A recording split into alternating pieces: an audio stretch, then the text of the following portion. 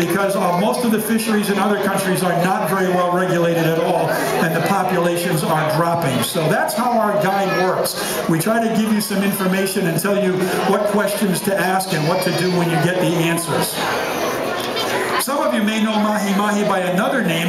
The Spanish have a different name for it. They call it dorado. Dorado is the Spanish word for golden yellow in color, and you might wonder, why would you name a silver fish gold? But if you've been watching them, you see that they change colors.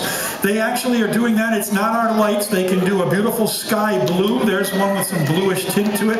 They can do a deep emerald green or a beautiful golden yellow, and that's where they get their name. Anything that gets them excited causes them to change colors, and when you catch them on a fish hook, that's when they start flashing those colors. So the Mexican fishermen for generations have called them dorado, the golden fish. Here's a nice blue one with a yellow tail. They can do combinations as well. So that's pretty cool. So keep an eye on the color show that you're getting from our dorados up there. Now, here's one of our 3 pelagic stingrays right up at the top just over my head here. And you'll notice that she's not going to get much food. She may get out there and see if she can try to grab a snack, but she really isn't fast enough to compete with the tunas out here. And she's not very maneuverable. They're not real quick, and so this really doesn't work too well for her. Don't worry about the stingrays, though, because we take good care of them here. When we're ready to feed them, we put a target in the water way over on the left-hand wall over here of the exhibit, and the stingrays swim right over to that target. They've learned that that target means food is coming, and they swim up to the surface and they lay on their back with their belly facing up, and we throw the food right on their belly, and then they wrap it up in their wings, and that's how they get it up to their mouth. If any of you watch the sea otter feeding at 10:30, you know that that's the same thing our sea otters do. They lay on their back and we throw the food on their belly. So the sea otters and the stingrays in the aquarium get fed the same way.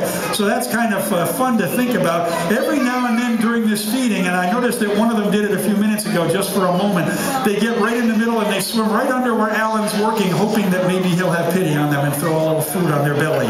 Okay, so it's kind of like having a cat that comes every time you run the can opener. Even if you're opening soup for you, they assume it's for them and that maybe you'll give them a little something. So we see that once in a while in here. Now, there are 4 other animals in here that some of you may have seen before the program started, and we haven't seen anything of them since the feeding started. There are 3 hammerhead sharks and 1 Galapagos shark in here, and they're not coming out for this at all to speak of. What they sometimes do is, once the biggest tunas here have eaten enough so they're not ravenously hungry anymore and they slow down, then the sharks may come out and try to grab a snack or 2. This would be a between meal snack for them. They also, there's the Galapagos shark way on the back wall. You can almost see him back there. And the hammerheads are very low in the exhibit right now. Now, they also are not really fast enough to compete with the tunas for speed, and they also are fragile. The sharks don't want to get hurt. And a tuna that's, say, 200, 250 pounds, or even one that's only 100 pounds, swimming 30 to 40 miles an hour is something you don't want to be in the way of. And so the sharks are smart enough to just stay out of the way.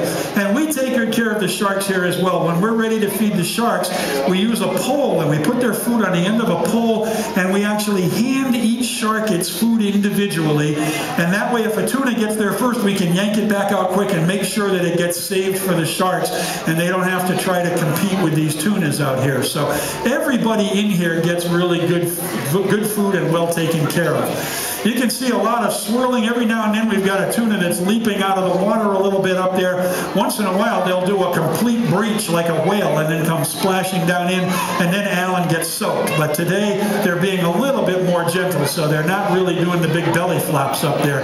The dorados also will leap right out of the water every now and then.